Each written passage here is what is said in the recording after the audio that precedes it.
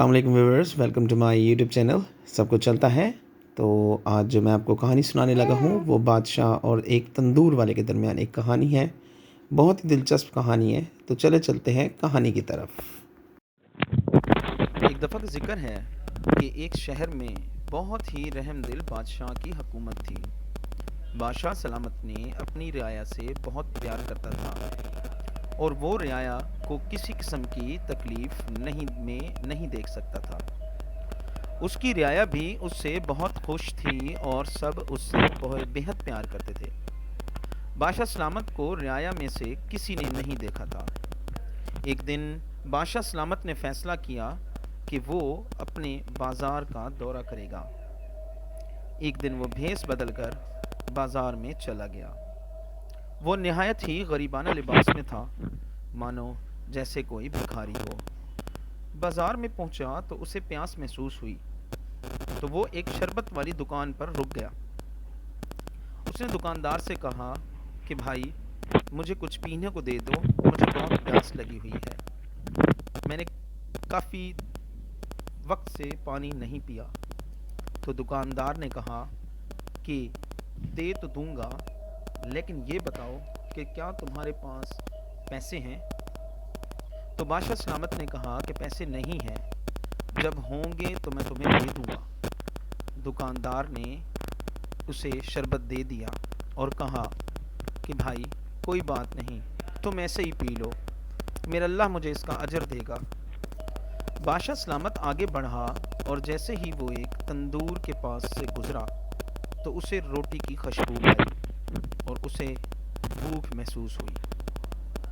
بھوک کی شدت نے اسے اس قدر پاگل کر دیا کہ اس نے آخر کار تندور والے سے کہا کہ بھائی ایک روٹی کتنے کی ہے؟ تندور والے نے کہا کہ 3 روپے کی، مگر تندور والے نے یہ بھی کہا کہ مہنگائی بڑھتی جا رہی ہے اور روٹی 3 روپے کی بجائے 10 روپے کی ہونی چاہیے تھی، کیونکہ اس 3 روپے کی روٹی بیچ کر اس کا گزر بسر نہیں ہوتا۔ اس نے کہا کہ میرے دکھ درد تو بہت ہیں، یہ کبھی ختم نہیں ہوں گے، یہ لو آپ روٹی کھاؤ، ایسے ہی کھا لو اور دعا دے دو کہ کل اپنی عرضی لے کر بادشاہ سلامت کے دربار میں جاؤں گا اور روٹی بڑھانے کی درخواست کروں گا۔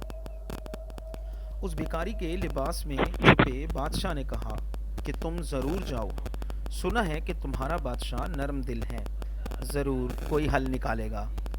بادشاہ سلامت نے سارے بازار کا جائزہ لیا اور ہر ایک سے اس نے رائے پوچھی۔ پھر وہ بھکاری کے بیس میں بادشاہ سلامت اپنے محل واپس آ گیا۔ اگلے دن دربار لگنا تھا۔ بادشاہ سلامت کافی تھکا ہوا تھا اور محل آتے ہی وہ سو گیا۔ صبح جب اس کی آنکھ کھلی تو وہ ایک جنگل میں تھا، جنگل میں دریا کے قریب تھا اور وہاں وہ لیٹا ہوا تھا۔ اس نے دریا سے ایک مچھلی کو اپنی طرف آتے دیکھا۔ وہ بہت زیادہ ڈر گیا اور اٹھ کر بیٹھ گیا۔ جب ہوش و حواس میں آیا تو وہ اپنے ہی بستر پر پڑا تھا۔ صبح کی اذان ہو رہی تھی اور اس کا چہرہ پسینے سے بھیگا ہوا تھا۔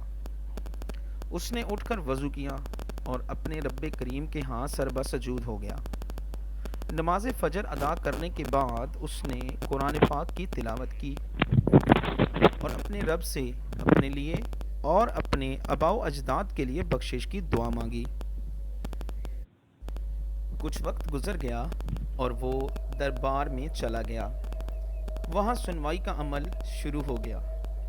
جب اس روٹی والے کی باری آئی تو اس نے بادشاہ سلامت سے علیحدہ ملنے کی درخواست کی۔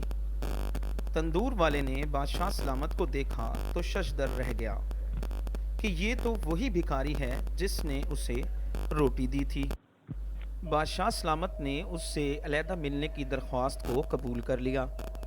اگلے دن وہ بادشاہ سلامت کو ملنے چلا آیا اور بتایا کہ وہ روٹی کی قیمت 10 روپے کرنا چاہتا ہے، اسے اجازت دی جائے۔ بادشاہ سلامت نے اسے کہا کہ وہ روٹی 30 روپے کی کر دے اور رعایا میں سے اگر کوئی اس کے پاس آئے تو وہ کسی کو یہ نہ کہے کہ بادشاہ نے ایسا کرنے کا حکم دیا ہے۔ باقی بادشاہ نے کہا کہ وہ خود سنبھال لیں گے، اسے اعتراض نہیں ہے کسی بھی قسم کا۔ تندور والے نے روٹی کی قیمت اگلے دن 30 روپے کر دی۔ اگلے دن جب لوگ روٹی لینے گئے تو وہ 30 روپے کی تھی، تو عوام نے کچھ بھی نہیں کہا اور سیدھا بادشاہ سلامت کے پاس چلے گئے شکایت لے کر۔ بادشاہ سلامت کے پاس شکایات آنے لگیں کہ تندور والے نے روٹی مہنگی کر دی ہے۔ دوبارہ دربار لگایا گیا اور اس بار بادشاہ سلامت نے تندور والے کو بلایا اور کہا کہ تم نے روٹی کیوں مہنگی کی، تمہیں سزا دی جائے گی۔ آج سے تم روٹی آدھی قیمت پر بیچو گے، یعنی 30 کی بجائے 15 روپے کی دو گے۔ اس بات پر رعایا بھی بڑی خوش ہو گئی اور تندور والے کی بات بھی پوری ہو گئی۔ اس کہانی سے ہمیں یہ سبق سیکھنے کو ملتا ہے کہ ہمیشہ کسی کا دل نہ دکھاؤ اور ہر ایک کو خوش رکھنے کی کوشش کرو اور ہمیشہ لوگوں سے اچھا سلوک کرو۔ شکریہ، دیکھتے رہیے سب کچھ چلتا ہے۔